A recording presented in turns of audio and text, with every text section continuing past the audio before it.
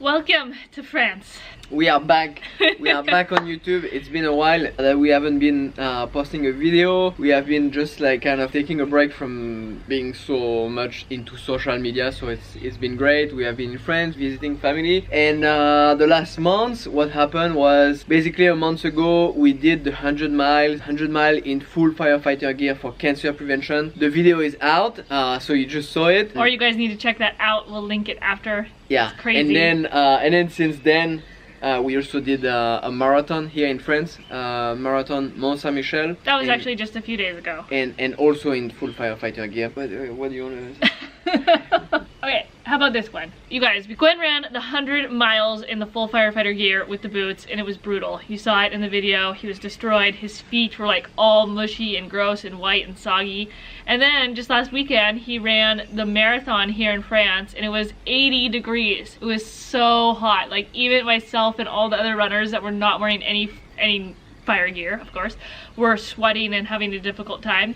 And then there was Gwen just running the entire thing in fire gear with the boots, and people were like astonished. People were, they could not believe what you were doing, and it was insane. So I want to know, and you guys probably want to know, how did the two efforts like compare? What were the differences? Like, how was running in that heat and all that turnout? Yeah, I mean, I would say, like, you know, if I would have done it the other way around, if I would have done the marathon first, yeah, and then going for the 100 mile, it would definitely have been very scary. But we always have to remember, like, you know, things can be hard in a different way. Like, it's not because I did 100 miles 4 weeks ago in firefighter gear that a marathon is gonna be easy. No, it was really hard. The marathon was really hard because I had other challenges, you know. The heat? It was the heat.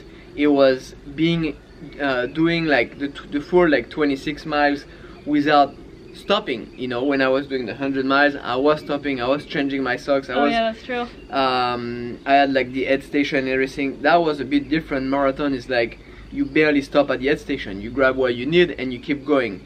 So in that way, it was just very different.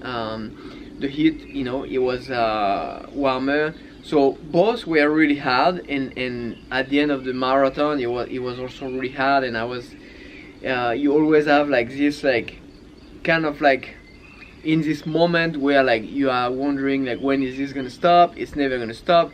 You have hard time to see the end, even though it's only 26 miles compared to 100 miles, but still you get to that point, and the intensity is different. So you have the same experience where you have lower moments. So I had low moments in the marathon, and I came back, you know. And it was also affected by the course. Like sometimes we would take a turn and we would be going like very like in the same direction than the wind. There wasn't much wind, but then if you run with the wind, it just like equalized, and like there is no air at all, and it was in the 80 sun. 80 degrees in so the it was full sun. Like when I was getting no airflow on my, you know, to cool me down. That was really hard. That was my lowest moment. But then, you know, it's all the same principle. You face the same challenges regardless of the distance. And I would even say, like, when I did like the firefighter stair climb in March, it's only like a 10 to 15 minutes event. You also get to that moment where like, when is it gonna stop? This is so hard. I don't know if I can keep up. I don't know if I'm gonna make it. It's all the same thing. So, which is actually kind of cool, because that makes me think that if you guys are watching and you maybe have only, the furthest you've ran is a marathon or a 10K or something, and you're thinking about a further distance but it scares the hell out of you, this is good news, because basically what you're saying, Gwen, and I've experienced this too, is that it's kind of all the same, just to different levels and intensities. And even if it's just that 5K, that stair climb, marathon, 100 miles, you still go through all these like really high ups and really low downs, and it's going to be hard. And running 100 miles isn't necessarily harder than running a marathon or even a 5K. Exactly. It's just a different type of hard. It's not like you can't expect like, oh, if I want to be running 100 miles, a marathon needs to be easy. No, I mean, you know, I ran like several 100 miles. A marathon is still not easy. No, you know, I mean, the intensity is different too. Yeah, exactly. Like But what you can use, you know, if you are used to, if you want to whatever race you want to do, but like every experiences that you have in a 5K, in a 10K, half marathon, whatever race you do, you're gonna have to figure out ways to go through the hard times, and that you can use that for any race. That's true. And it's the same principle, same thing. Like, you know, inside your head, you just want to stop, you want to quit, you know, it's too hard, you will go through the same things. So once you figure out, like, okay, you know, I've been able to go through that, this is how I've done it, it was hard, and I was just like, you know, whatever way you think about something, or then you can use that in any race. Or not even in a race, but in a race where you're not running, where you're crewing someone. And if you guys saw in the 100-mile video I just made of Gwen, he had this really low point where he came into the aid station. It was the first time I took a nap the whole night. It was at mile like 67, and he came back totally delirious, and the people running with him told me like he's not good, and they kind of whispered that, like they didn't want him to hear them telling me that, but they were like, he is not good, he's really in bad shape, like they were pretty much scared shitless. And I took the experience from my 100-miler and how Gwen handled me when I went through my really low point where I didn't think I could go anymore. It was only mile 20 and I had horrible stomach issues, and it was just really a low point for me. I took that experience basically of him just saying like, okay, we're gonna slow down, we're gonna do what you can do to keep moving, even if that's literally crawling, walking, stopping for like an hour. You're gonna just address the problem and take it step by step and not think about what's like to come. Don't think that you still have 40 miles to go. Just think about like the next 5 minutes and addressing these simple needs. And Gwen came in not even knowing where he was, what was going on. He had no idea. He was totally blacked out, and I couldn't film any of it because I was just, everyone was panicking, and I was just like trying to calm them all down because they were all freaked out. Most of these guys that were helping us had never seen anyone run 100 miles before, so they didn't know what to expect. And you don't remember any of this, right? Yeah. I mean, now I've seen some video photos, but like it was bad, you guys. He was just like, I was definitely scared, but I had to pretend like, or you know, show that I wasn't scared and I knew exactly what I was doing, because I didn't want him to think that I was worried for him, which I was, and I didn't want the crew to see that I was worried. I needed to take charge and to just be like, okay, no, this is how it's gonna go. We're gonna take like 30 minutes here. He's going to rest, recover. He just needs food. Once he gets food and water and electrolytes in, he'll be back out. And like the people were like, what? Like, no, like he's done. Like we need to bring him to the hospital, right? And so that was an insane situation for me. And I mean, obviously for you too, but really it was for me because it just shows the power of the mind and of the vibes of like your crew, and how you can turn a situation that you might think is like a game changer and it's game over and we're gonna quit, to no, we're just gonna figure this shit out and take it one step at a time, just like you did with me and my 100-miler. We just addressed all these problems.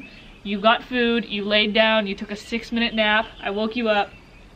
And then, you guys, the craziest part, I didn't film any of this, but like, it was like a light switch came on. It was like 20 minutes into this whole experience where he just like awakened again. And it was like he had just walked through the door for the first time, and he was like, mile 67, and like rattled off all these weird numbers that I had asked you like right as you walked in. So it was like that whole 20 minutes or whatever just didn't even happen, and in your brain you just like came back to life and you thought you had just walked through the doors. It was totally freaky. And then after that you were like on. You were tired and you were beat up, but like you were ready to go. Yeah, it was definitely a turning point where after that, you know, I was definitely moving slower. But you guys, it does show that like these are the skills that you have in life and in all circumstances of life and all walks of life, not just ultra running, not just running, but you can apply these tools to these challenges and then use them in anything you do. Running 100 miles, 5 miles, 10 miles. And like something that is important to remember is like, you know, sometimes like you just can't get physically prepared for 100 miles. I mean, if you wait to be totally physically prepared to do 100 miles, you will never do 100 miles because I don't know if there is a way to be ready for that distance. You know, and especially like in firefighter gear, but whatever, like you know, you can be you know, you can train as much as possible, but really it all gonna depend on your mind. And like, if you think that, if you don't know that and you go into it and you realize that your body is done, you're gonna be doubting that you did the right thing in training, you know, and then you're gonna start giving excuses. Oh, you know what, it's not my day, you know, I didn't train properly, I should have done that, so I'm just gonna quit now and I'm gonna try to train more and come back next year. Next year will be the same. You can train more, you're gonna be facing the same challenges, and you have to be ready for whatever preparation you have done. You're gonna be in a bad situation. So what you're saying is like making sure that you enter the race knowing that it's gonna be hard, right? That is gonna play on your mind. Yeah. That at some point your body is gonna be done, and if you are expecting to do 100 miles without be experiencing issues with your body, it's, you know, like, it's never gonna happen. Yeah, so, and even 50 miles at that point, like, it's definitely a good tip. Go into it just expecting that shit's gonna go wrong and it's gonna be hard as hell and you're gonna have to get through that, and that you will. And just know that you will, and with the right tools and slowing down and addressing those problems, like, you're gonna get through it. So that is kind of just what we wanted to share with you guys. Just a lot of random thoughts in our head. We have been figuring out a lot of things on how to handle life, how to make money and survive, and Gwen maybe getting a job as a firefighter, and lots of random things, and being in France, hanging out with family here. Also, like, all of this event, we're gonna say again, it was for cancer prevention. We partner with, it was organized by our own non-profit, Plant Positive, and you can go on our website, plant-positive.org, to see all about this campaign. We were partnering with the American Institute for Cancer Research.